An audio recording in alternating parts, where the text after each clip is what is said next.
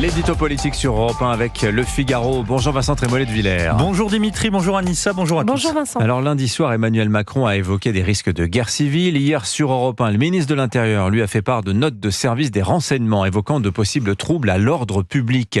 Vous partagez cette inquiétude, Vincent ? Ce qui m'inquiète le plus, Dimitri, c'est l'insoutenable légèreté du président de la République. C'est le même qui déclenche un chaos institutionnel en décidant de dissoudre l'Assemblée et qui sonne ensuite le tocsin contre les conséquences de cette décision. Un chef de l'État qui parle de guerre civile, c'est quand même d'une gravité extrême. La guerre, ce sont des morts. Et où fait-il cette réflexion inouïe ? Chez un podcasteur connu des seuls Happy Few.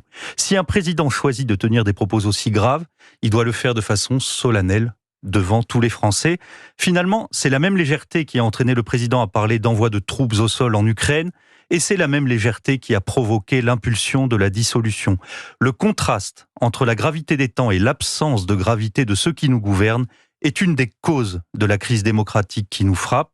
En pointant ce contraste, Jean-Pierre Le Goff, dans le Figaro ce matin, explique que le chef de l'État accélère l'autodestruction du politique. Et comme souvent, Jean-Pierre Le Goff a trouvé les mots. Mais sur le fond, Vincent, cette possibilité de troubles et d'émeutes, c'est une réalité. Mais il ne faut pas tout confondre. La guerre civile, ce sont deux camps, armés, organisés, financés, qui s'affrontent sur des motifs politiques précis et identifiés. Nous en sommes heureusement très loin. En revanche, oui, les possibilités d'émeutes et de troubles sont réelles. L'extrême gauche prospère en France depuis 15 ans et elle ne reconnaît pas le principe même de la démocratie. Quant aux narcotrafiquants, ils font la loi dans certains quartiers. Mais ces émeutes, ces troubles, ne sont malheureusement pas le fait de cette élection. Ils sont depuis longtemps des phénomènes très inquiétants avec lesquels les Français ont appris à vivre. Vous faites référence aux gilets jaunes, Vincent ? Pas seulement, même s'il faut rappeler qu'en décembre 2018, oui, l'Arc de Triomphe était en flammes et les Champs-Élysées dévastés, et que le début de l'année 2019 a été rythmé par les manifestations et les destructions. Mais si l'on s'en tient simplement aux 18 derniers mois, souvenez-vous des poubelles en feu dans les rues de Paris en 2023, la capitale transformée en brasier et le roi Charles III obligé de retarder sa visite en France. Souvenez-vous des émeutes qui, il y a un an pile, ont tenté de calciner le pays. Les chiffres parlent d'eux-mêmes, il faut les rappeler. Sur la période du 27 juin au 7 juillet, on a relevé près de 2000 atteintes aux personnes dépositaires de l'ordre public, près de 600 violences à l'encontre des élus et personnes chargées de missions de service public, et près de 1500 dégradations de biens publics.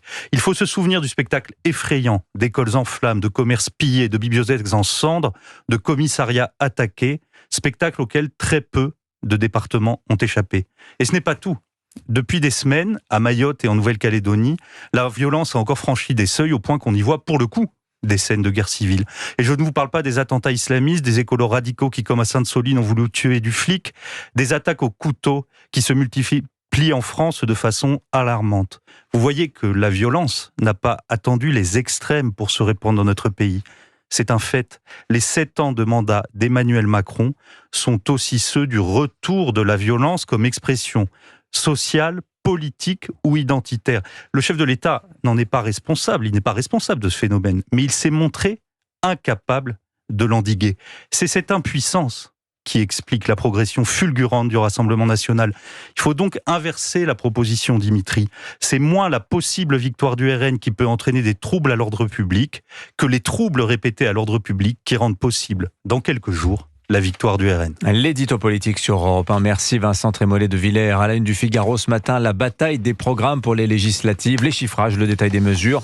Qui est le plus crédible à découvrir aussi? À quoi ressemblera Notre-Dame de Paris à sa réouverture aux fidèles? Le diocèse a dévoilé hier les aménagements intérieurs de la cathédrale. Merci beaucoup Vincent. À demain.